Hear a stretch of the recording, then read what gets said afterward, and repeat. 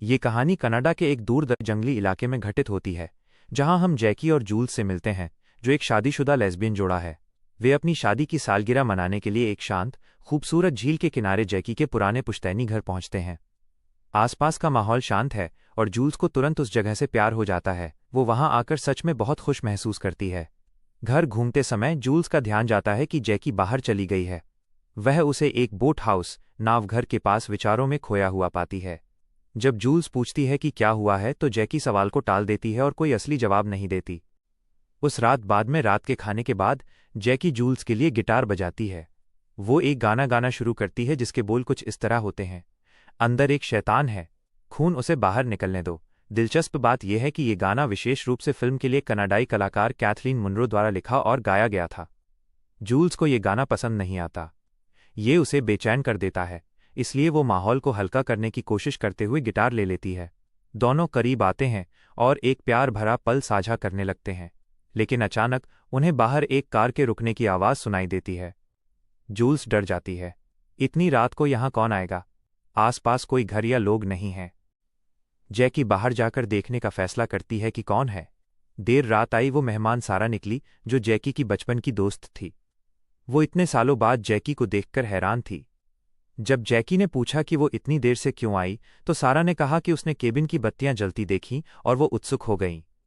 लेकिन तभी सारा ने जैकी को दूसरे नाम मेगन से पुकारा। इससे जूल्स को तुरंत शक हो गया। उसे लगा कि जैकी कुछ छिपा रही है। जूल्स ने सारा से पूछा कि क्या वो पास में रहती है, और सारा ने जवाब दिया कि उसका घर झील के उस पार है। थोड़ी देर बात करने के बाद सारा चली गई। बाद में जूल्स ने उस नाम के बारे में परेशान होकर जैकी का सामना किया। अगली सुबह जूल्स अभी भी उसी बारे में सोचते हुए जंगल में टहलने चली गई। झील के पास उसे एक छोटी नाव मिली जिस पर अजीब नक्काशी की हुई थी। जब वो उसे देख रही थी तभी जैकी वहां आ गई और उसे नाव की सवारी के लिए आमंत्रित किया। झील पर जैकी ने आखिरकार कबूल किया कि जब उसे एहसास हुआ कि वो समलैंगिक है, तब उसने अपना नाम बदल लिया था। वो एक नई शुरुआत और एक नई पहचान चाहती थी। हालांकि जूल्स अभी भी आहत महसूस कर रही थी, जैकी ने उसे एक लॉकेट दिया जिसके अंदर उनकी तस्वीर थी। उसे देखकर जूल्स का गुस्सा धीरे धीरे कम हो गया। लौटने के बाद दोनों ने निशानेबाजी का अभ्यास किया। जूल्स को निशाना लगाने में संघर्ष करना पड़ रहा था, लेकिन जब जैकी ने बंदूक ली तो उसने हर निशान पर सटीक निशाना लगाया, जिससे जूल्स हैरान रह गई। जैकी ने बताया कि वो बचपन में अपने पिता के साथ शिकार पर जाया करती थी। एक गर्मी में वो उसे और उसकी दोस्त जेनी को साथ ले गए। जैकी को बंदूक दी और उसे अकेले शिकार करने भेज दिया। तभी एक भालू सामने आ गया। ये सोचकर कि वो मर जाएगी, जैकी ने उसे गोली मार दी। गोली लगी, लेकिन वो तुरंत नहीं मरा। उसे 20 मिनट तक उसे तड़पते हुए देखना पड़ा, जब तक कि वो मर नहीं गया, क्योंकि उसकी बंदूक जाम हो गई थी। तब उसके पिता ने उसे एक चाकू दिया और कहा, तुम केवल उसे मारती हो जो तुम्हें जीवित रखता है। जब जूल्स ने पूछा कि इसका क्या मतलब है, तो जैकी ने जवाब दिया, हमने उस भालू का पूरी सर्दियों में इस्तेमाल किया, कुछ भी बर्बाद नहीं हुआ। अगली सुबह जूल्स की नींद खुली तो वो अकेली थी। जैकी सामान लेने शहर गई थी। अकेला महसूस करते हुए जूल्स नाव लेकर झील के उस पार सारा और उसके पति डेनियल से मिलने गई। उन्होंने उसका गर्मजोशी से स्वागत किया। जब सारा पानी लेने गई तो जूल्स ने शेल्फ पर एक तस्वीर देखी जिसमें जैकी, सारा और जेनी नाम की एक लड़की थी। वही जेनी जिसका जिक्र जैकी ने पहले किया था। सारा को ये अजीब लगा कि जैकी ने जूल्स को उसके बारे में ज़्यादा कुछ नहीं बताया, खासकर इसलिए क्योंकि जेनी की सालों पहले मौत हो गई थी, जो सभी के लिए मुश्किल था। ये दूसरा राज था जो जूल्स को पता चला, जिससे उसका शक और गहरा हो गया। अगले दिन जंगल में टहलते समय जूल्स दूर दूर रही। जब जैकी ने पूछा क्यों, तो जूल्स ने उससे जेनी के बारे में सवाल किया। जैकी टूट गई और कहने लगी कि जेनी ने एक बार उसे झील तैरकर पार करने की चुनौती दी थी। उन्होंने एक साथ शुरू किया, लेकिन आधी दूर जाकर जेनी गायब हो गई। जैकी ने उसे ढूंढा, लेकिन वो उसे नहीं मिली। 2 दिन बाद बचाव दल को जेनी का शव मिला। जैकी ने जूल्स को बताया कि जेनी की मौत के बाद पुलिस ने उससे पूछताछ की थी, लेकिन उसके खिलाफ कोई सबूत नहीं मिला। फिर भी सब मानते थे कि वही दोषी है। जैकी भावुक हो गई। उसने कहा कि वो जेनी को कभी नुकसान नहीं पहुंचा सकती थी। वो उसकी सबसे करीबी दोस्त थी।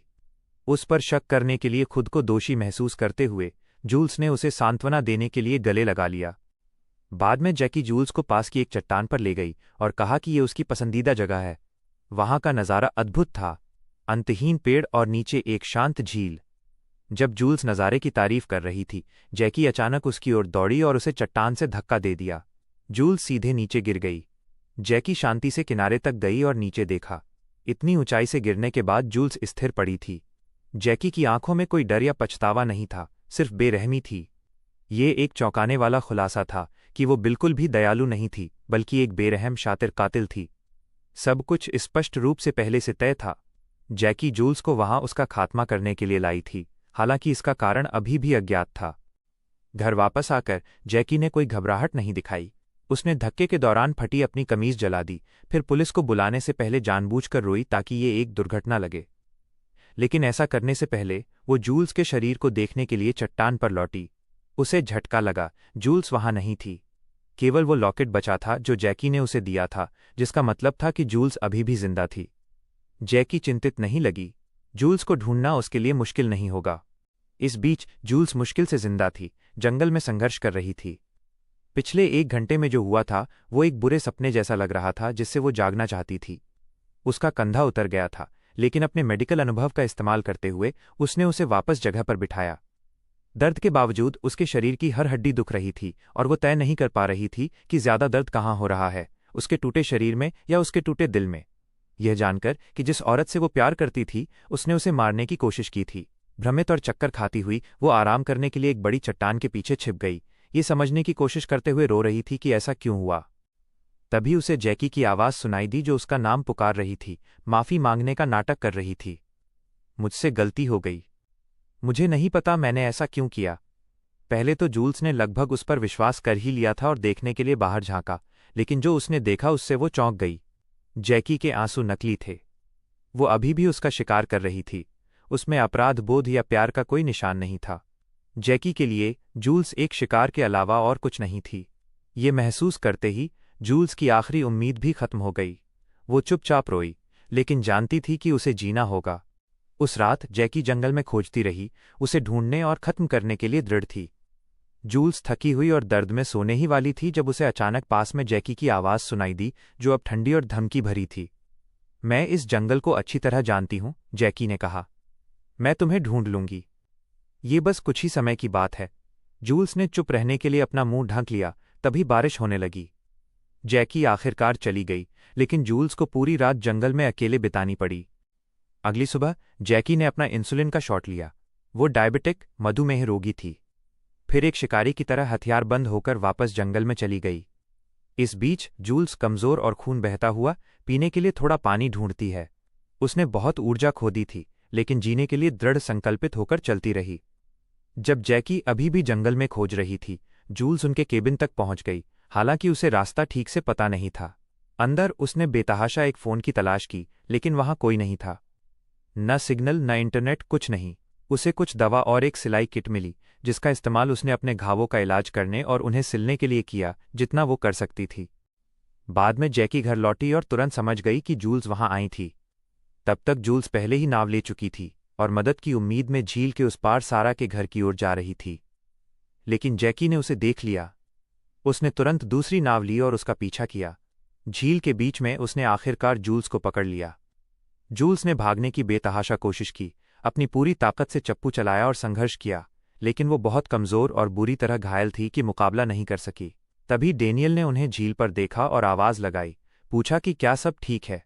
वे इतनी दूर थे कि वो जूल्स की चोटों को नहीं देख सका। जैकी ने शांति से जवाब दिया कि जूल्स की तबीयत ठीक नहीं है और वे घर वापस जा रहे हैं। जैकी ने चुपके से जूल्स को चेतावनी दी कि वो एक शब्द भी न कहे, वरना उसे पछताना पड़ेगा। लेकिन जूल्स ने जोखिम उठाया और सारा और डेनियल को उस शाम खाने पर बुलाने के लिए चिल्लाया। जैकी गुस्से में थी, लेकिन अभी प्रतिक्रिया नहीं दे सकती थी।